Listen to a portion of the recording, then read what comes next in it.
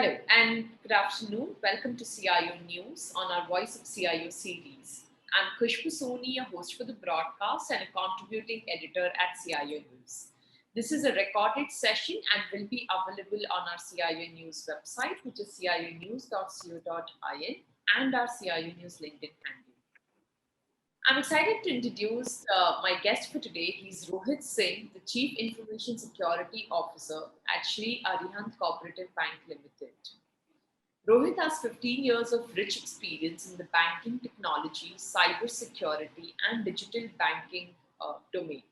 And he has successfully implemented secure digital transformation solutions for Sri Arihant Cooperative Bank Limited.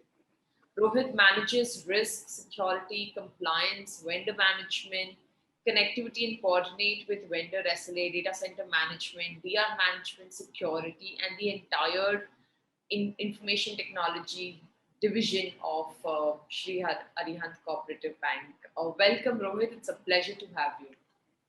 Thank you, madam. Yeah, it's a pleasure to have you. Awesome. So I would like to begin with, you're giving us a quick brief about Sri Arihant Cooperative Bank. So if you can give us a quick brief, that'd be great. Okay. Yes. So basically, Sri Arihant Cooperative Bank is, founded by a Kachi Dasa Oswal community. Basically, community belong to Kutch, and we are basically a urban cooperative bank, and having 10 branches in Mumbai and Thane districts. And we have been live with all the digital products which actually introduced by NPCI. So on the digital side, yes, we being a Mumbai-based bank, even we are a cooperative bank, we have to compete with all the public and private sector bank, right? So if you're there in the market, you have to have all the things, because if you don't have these digital projects, you cannot retain your customers, because customer will move it to some other public sector or private bank for the services. So being a Mumbai-based bank, it is always challenge to compete with those private and public sector banks. Right. And and our bank is funded in 1984. Okay. So yeah. Awesome.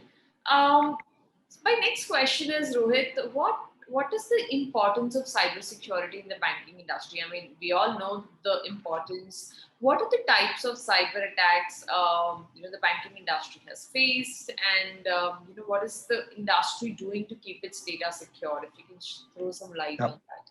Yeah. So the banking sector, has been under attack from several years, right? Earlier it used to be physical theft, like physical theft of money. Okay. Right. But now in the era of digital banking, it is getting changed to a cyber fraud. Okay. So people are getting like the cyber hackers are not only hacking to the data of the bank, but they're actually accessing the data of the customers, personal data. Okay. So for me, the more we are moving ahead with the digital channel, be it is IMPS or ATM or UPI, I take it a latest channel which is right now in the market for the banking sector. So these are channels actually hit by cyber frauds, cyber attacker. They are targeting those customer who is live on UPI. They are creating a fraud QR code. Even they are sending a number of fraud requests or fraud SMS to the customers, so that you scan this link, or are they trying to hack through the phishing or wishing? Because in the banking sector right now, there's two techniques which is actually majorly used by the hackers. Is phishing and wishing. Phishing by sending emails to the customer, okay, and giving a link of certain links, fraudulent link in that particular mail. When they are downloading that particular mail, the malicious virus get downloaded their cell phone or their laptop or PC, what they're using normally for transaction, and then it keep recording their transaction, their activity, what they're doing, and then after that, certainly when they get the access of entire data, they attack on that particular on that customer. Right. So this is one type of phishing. And when we talk about wishing, it is something where we found that like people are like who is not much more aware about technology. They're calling those persons, they're asking for their detail of their cards, okay, their details of their UPI detail, and they're just taking the money away. Once the money is gone from their bank accounts, it is very difficult to recover that money. True. In current scenario. True. So the more and more we are going on a digital channel, the frauds are involved in that same way. So Yeah. one bank need to be ready. Not only bank, I'll talk, each and every industry need to invest on cyber security. You Right. cannot be away from that, because if you're launching a digital project, side by side, you have to keep ready on investing on cyber security, Right. because you have to protect the customer data anyhow at any cost. Correct. And the day, normally, if you reduce your fraudulent transaction, definitely the customer going to trust on you, and they will, you can retain more customer, or gain a more customer. True. Yeah. Correct. So Fair. Makes sense. So my next question is, how is the banking industry doing thorough risk assessment to protect customer information? for the risk assessment, it is like, it is not something on a one-time job. It is continuously, bank need to do a risk assessment. Right. Earlier, there was like one sector in the banking industry was left behind, which Yeah. is cooperative bank. Normally, they not even have some guidelines on the cyber security. Even the some of the market means, I don't have the correct figure, but at least 10% of the market of banking is there with the cooperative bank, but they don't have the actual guidelines from regulatory body. But Right. RBI have come up in 31st December 2019. They have come up with circular, where they have launch. They ask bank to do cyber security assessment. They have asked to be have a VAPT audit, which is normally to have whatever you have critical application, public facing application, can be penetrated and tested. What are the risks is there in that particular website, which is actually a customer facing. So Yeah. these are the key factor which is involved, asked by RBI, regulated to do by all the banks. It is there for private and public sector bank, but it was not there for a cooperative bank. But Correct. now it is available for cooperative bank too. That bank need to do a certain risk assessment on regular basis. They have to define a process and a policy and procedure to Correct. mitigate that risk. Correct. We can say we cannot have 100% risk mitigation, but yes, we have to have an acceptable level risk, which can be acceptable by the bank and the management. Yes, this risk, we are aware about it, and this is not updated at a critical level. Hmm. So this is one thing which is actually bank doing a type of risk assessment. Secondly, bank is now going through with, like, making another policies related to their processes on the cyber security side, be it a digital banking or be it another product. And apart from that, bank is even uh, training to the customer. The basic thing which we are facing with the cyber fraud, it is customer awareness.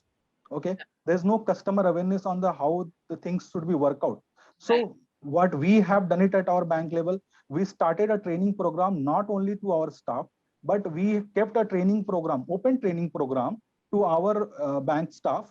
And when we invite to have a question of any related product, not to relate to the Aryan bank, but if you have any doubt or any query related to any of the cyber frauds through the digital payments, we are ready to do that.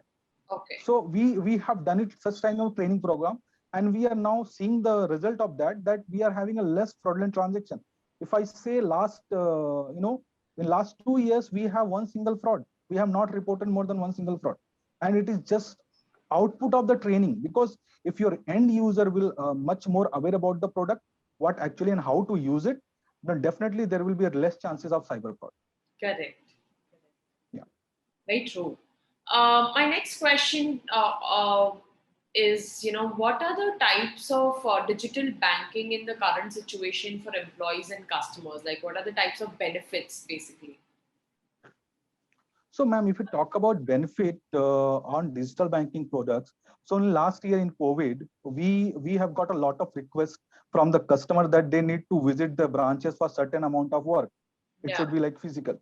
So what we have done, we have created a mobile app which is called Arihant Arya Digital Banking. Okay, where we are given freedom to customer to do certain level of work from their home. They don't need to come at branch for a transaction. They can do it at their home. So Right. we develop those requirement, and on the basis of the customer requirement, and we always get their concern over, like, how to involve that, means how to upgrade that app, what next we can do it in that. So this kind of suggestion we are getting from customer. So if you talk about digital banking, yes, it's definitely helped a lot in the COVID era. And definitely the people are able to make a payment using digital channel, be it or debit card or payment on a UPI transaction or a mobile banking transaction. They don't need to come at branch for making a transaction. They are doing the sitting at their home. So digital banking is, I feel personally that it is something like that going to be future of the banking sector, where there will be, you will be seeing a branches will a digital bank products more other than a staff over there for doing a transaction, Right. because everything is moving ahead, moving towards a digital channel, a digital era for definitely for India in the banking sector. Right. True. My next question is, Rohit, how can digital banking protect the financial health of banks and customers from data breaches and identity threats and frauds? Yeah. So, ma'am, if you talk about uh, digitalization in the banking sector and how it can be protected, so I can say in one single word that earlier it was no requirement have been no guideline have been defined for the banking sector on the digital channel. Now it is defined, and the bank have to invest on cyber security domain, where they have to have a DLP and data leak prevention and the privacy policies and everything in place. And there's a internal things when a bank is going live for any of digital project, they have to go for a certification. They have to approach for a certification with the regulatory body, be it RBI or NPCI. We have to approach them. They initiate a testing, which is almost took 3 months or 4 months to complete it. Okay. Once it is completed, then there is a review. Once the review is get completed, then you get a chance, get a date for production. So this is something like that. Might be people will not aware about it. For any product, any particular product in the digital domain, if it is to be launched, it should be first go through a certification process, a review process. Once after these things are get okay, then only it goes to the production. Okay, in the review and in certification process, we get into it each and everything in detail, in depth, that what are the frauds, what is the scenario, what is the life cycle of that particular or a product, what should be the risk factor, what will risk assessment of that. So these are things which is taken care earlier before launching to the production. So I feel that digitalization uh, is depend standing in two pillar. One is that how you are doing a risk assessment before launching the product, and second, how much you are training to your people on the for using the product. Anyhow, for me, training is the the basic necessity for any product. If you want to prevent any fraudulent transaction or a data losses, identity theft, each and everything, you have to have make sure that you should give a proper training to the end user, because bank can control their own servers. Bank cannot control on the third party, means on the customer end, what mobile, what desktop you're using. We cannot control that.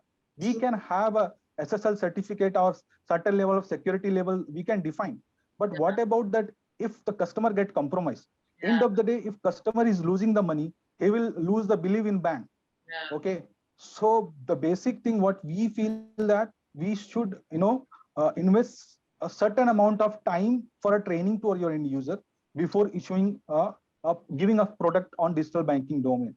So, and it should start from your front end user. Front end user be the user who is actually interacting with the customers. It is your bank staff or bank people who is interacting with the customer. So if they are trained well enough, they can train to that particular stuff. And you can also have within a 6 month time period where you can initiate a training program, a customer awareness program for the people or for your customers, for your organization, where people will get to know what are the benefit, what the challenges will be there if I do this thing, and what if I do this. Okay, so these are the basic concern what I feel in the digital banking domain, being for a more than decade in this field, that we are lacking in a customer awareness. Somewhere that this transaction are getting initiated from the customer side, or it is not 100%, but definitely there's some amount of people which it's get their system get or phone get compromised, or their people get compromised, where and transaction are taken place. And once transaction are taken place, it is very difficult to manage. On that line only, National Payment Corporation of India, NPCI, have given EFR, fraud risk management software, where every transaction, okay, every transaction get tracked and get score. That if suppose you are staying in Mumbai, right, and you had done a transaction 2 days back, and then now you're from your card only, your transaction means 2 days back after your transaction showing in say around Bangalore. Okay, so for that particular system, it is suspicious because you are there 2 days back, and how it could be your transaction are initiated on Bangalore. So certain of the products is already launched by NPCI to the banks, where you can observe, record, and see it, what actually happening with your card, and it is enabled for all the digital transaction, not only for a ATM or debit card. Okay, so these are the services which is already offered, given by the NPCI free of cost, and I feel banks should use it, and they can manage them. They can reduce the risk of fraud. Correct. We cannot reach 100%, but yes, definitely we can go at 90% by trying that. Right. True. My next follow-up question is, how can data and analytics solutions deliver personalized digital banking experience to the customers? So data analytics, I feel it is again the future of banking, because in the data, through the data analytics, you came to know about where your customer is trying to do a transaction, where he's actually doing a transaction, right? So on the basis of these analytics reports, you can offer them a customized service. Okay. So being a cooperative bank, we have not yet started on data analytics side, but yes, we have in plan to do that. So we can analyze our customers' data, where they're actually spending their money. Okay. And then we can offer, because if you talk about other big players, be it a GPay or be it PhonePe or something else, they're always trying to do that with the UPI transaction. If you do a UPI transaction through Google Pay, and they just do have analytics of that, and they started you offering those things, right? So it is already there in the market, but yes, for the banking sector, mainly for a cooperative bank, yeah, it should be yet to start. It's not started from there. Right. Awesome. I think those were my questions, Rohit. Thank you so much. I think wonderful insights from you. So thank you once again for joining us today on Voice of CIO series and giving your insights to our viewers. Thank you, ma'am. It's nice talking to you. It's a great pleasure. Absolutely. Thank you so much. Have a good day. Thank you.